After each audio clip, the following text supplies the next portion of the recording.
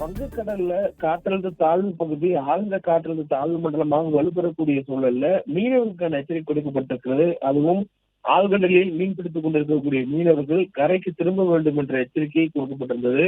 நேற்று தினம் செய்தியாளர் சந்திப்பில் வானிலை ஆய்வு மையத்தின் தென்மண்டல தலைவர் அமுதா 21ஆம் தேதிக்குள்ளாக கரைக்கு திரும்ப வேண்டும் என்ற அறிவிப்பு ஏற்கனவே மீனவர்கள் கொடுக்கப்பட்டிருக்கிறது. அதனைத் தொடர்ந்து தற்போது வரையிலும் கரைக்கு திரும்பாமல் இருக்கக்கூடிய மீனவர்கள் உடனடியாக கரைக்கு திரும்ப வேண்டும் என்ற எச்சரிக்கையை அவர் கொடுத்திருந்தார். இந்த சூழல்ல தமிழ்நாடு மீன்வளத்துறையும் தொடர்ச்சியாக மீனவர்களுடைய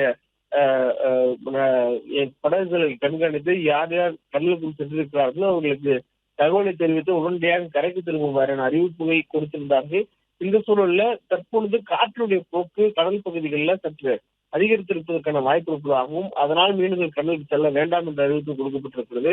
குறிப்பாக தமிழ்நாட்டின் வட கடலோர பகுதிகள் மற்றும் அதனை ஒட்டி இருக்கக்கூடிய தெற்கு ஆந்திர கடலோர பகுதிகள், புதுவையில இந்த பகுதியில சூறாவளி காற்று மணிக்கு 55 கிலோமீட்டர் வேகத்தில் வீசக்கூடிய வாய்ப்பு இருப்பதாகவும் அவ்வப்போது 65 கிலோமீட்டர் வேகத்தில் வீசும் எனவும் வானிலை ஆய்வு தெரிவித்திருக்கிறாங்க. அதே போன்று தமிழ்நாட்டுடைய தென் தமிழக கடலோர பகுதிகள், மன்னார் வளைகுடா, குமரிக்கடல் பகுதிகளில் சூறாவளி காற்று மணிக்கு 45 கிலோமீட்டர் வேகத்தில் வீசக்கூடிய வாய்ப்பு இருப்பதாகவும் அவ்வப்போது 55 கிலோமீட்டர் வேகத்தில் வீசுவதற்கான வாய்ப்பு இருப்பதாகவும் சொல்லப்பட்டிருக்கிறது.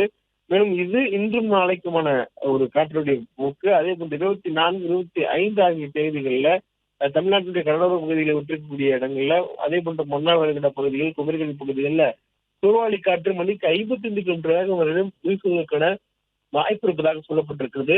வங்கக்கடல் பகுதிகளில் இன்றைய தினம் காற்றுடைய போக்கு சற்று அதிகரித்திருப்பதற்கான வாய்ப்புகள் சொல்லப்பட்டிருக்கிறது.